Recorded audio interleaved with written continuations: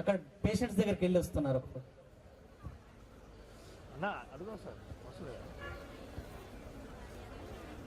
Good morning everyone. నేను doctor Sitaram, కార్డియాలజిస్ట్ని.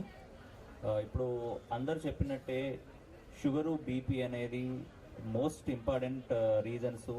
Patients గుండె జబ్బు కానీ పక్షవాతం రావడానికి ఇదే మెయిన్ రీజన్ కాబట్టి.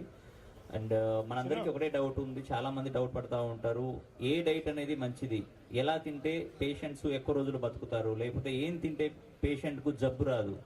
సో ప్రపంచంలో ఉన్న బెస్ట్ డైట్ వచ్చేసి మెడిటేరియన్ డైట్ అని అంటాము.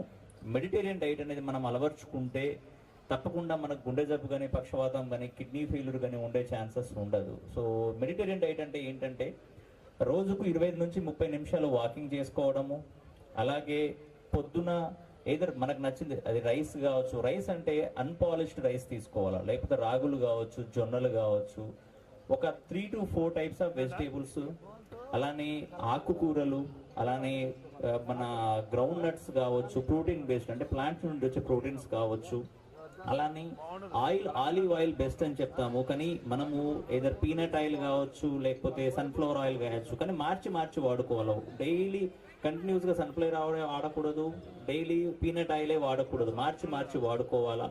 అలానే weekly 2 times at least chicken 2 times, fish 2 times తీసుకోవాలి non vegetarian people. Mutton వీలైనంతగా avoid చేసుకోవాలా. సో మనము షుగర్ని, బీపీని కంట్రోల్లో ఉంచుకోకపోతే హార్ట్ స్ట్రోక్ కానీ బ్రెయిన్ స్ట్రోక్ కానీ వచ్చే ఛాన్సెస్ ఉంటుంది. సో తప్పకుండా ఈ సలహాలు పాటించేసి, అలానే మన ఇప్పుడు గవర్నమెంట్ హాస్పిటల్లో అన్ని టెస్టులు ఉన్నాయి. ఈసీజీ ఉంది, టుడి ఈకో ఉంది, ట్రెడ్మిల్ టెస్ట్ ఉంది, యాంజియోగ్రామ్ చేస్తున్నాము, స్టెంట్స్ వేస్తున్నాము. సో మీకు పూర్ పేషెంట్స్ ఎవరైనా ఉన్నా, లేకపోతే ఎవరైనా అవసరం ఉన్న పేషెంట్స్ ఎవరైనా ఉన్నా కూడాను తప్పకుండా వచ్చి ఈ సర్వీసెస్ అన్ని యూటిలైజ్ చేసుకోండి. And thank you all.